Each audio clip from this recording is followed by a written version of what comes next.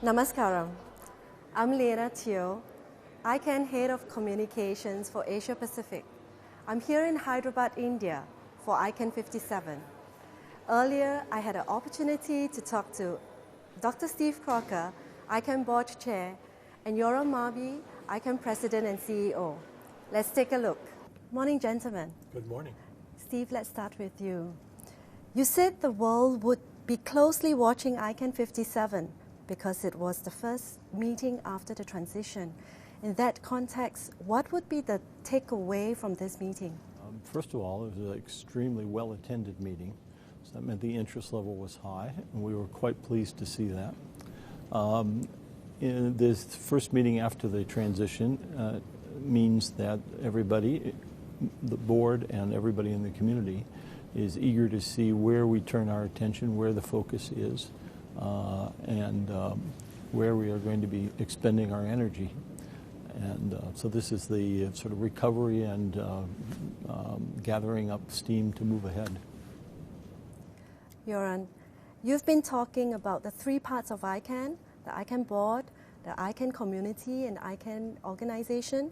Why is it important to make that clear distinction?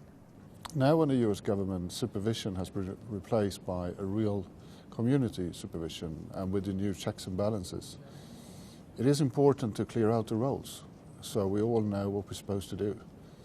The community is the heart of ICANN. That's where the policy making is actually happening.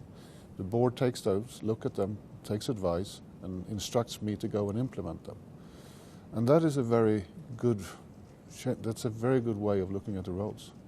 Steve, there was an unusually large number of new board members coming into the ICANN during this meeting. Is the board losing the institutional memory at a time when it needs it most? That's a good question. Well, we lost and replaced 5 members of the board. That's higher than normal, but only by 1 or 2. And it's perfectly expected that there will be fluctuation. It's not the same number every year. So it's within, I mean, it's not extraordinary. It's just a little larger than usual. We have lost some people who have been on the board quite a long time, and those losses are felt. And but the people who are coming in, I must say, are quite good. I've been quite impressed. All 5 of the new people are very strong, experienced, and eager, conscientious. It's a breath of fresh air. And they'll come up to speed, already are. In fact, we have an introduction program that precedes their formal term, which has just started. And this year, they've all hit the ground running. Göran, you've now been to a couple of ICANN meetings since you assumed leadership reins at ICANN organization. What are some of your observations about these meetings and the way they are conducted? An observation I do, which I knew before coming in, but it's very hard before you actually experience it, is the level of passion of the people coming to the meetings. It is an extraordinary sight to see all those volunteers coming into a meeting and work very long and very hard days. And this meeting that has been very long, it's amazing. And I think everybody feels a little bit tired after a meeting like this, but I also feel a great sense of gratitude for everybody who are involved. Steve, one of the issues addressed at ICANN57 is that of accountability and transparency.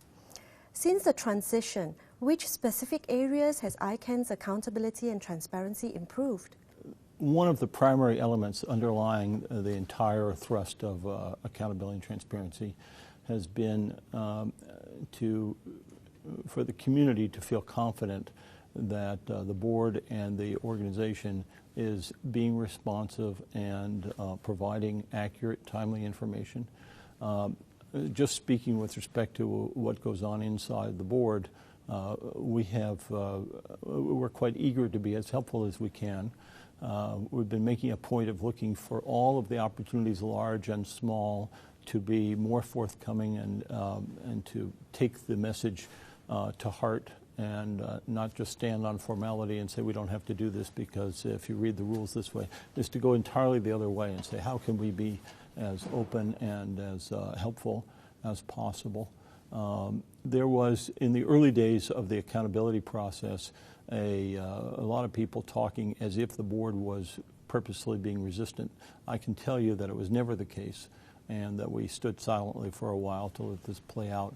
But we're as delighted as anybody. We're part of the community. We come from the community where there's no real difference in motivation.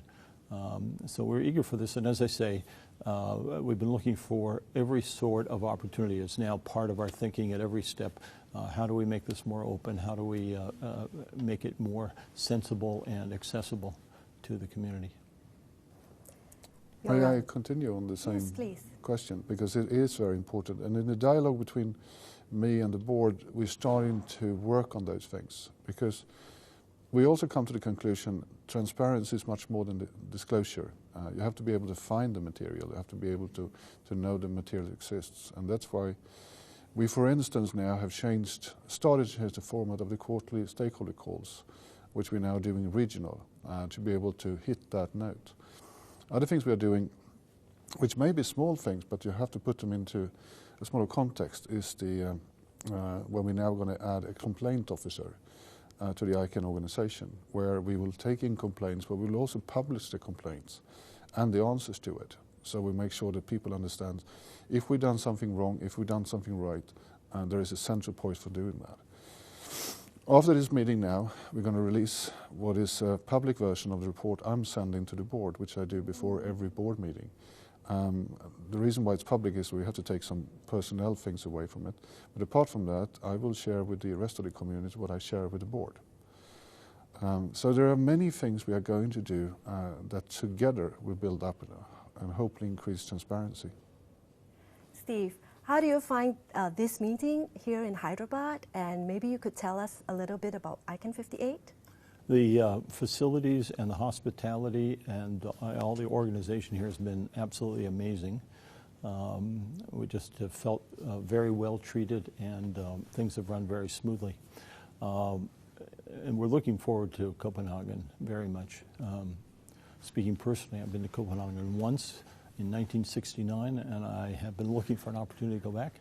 I've always thought Copenhagen was an amazing place, and I can hardly wait. Right. Thank you, gentlemen. Thank you very much. Thank you.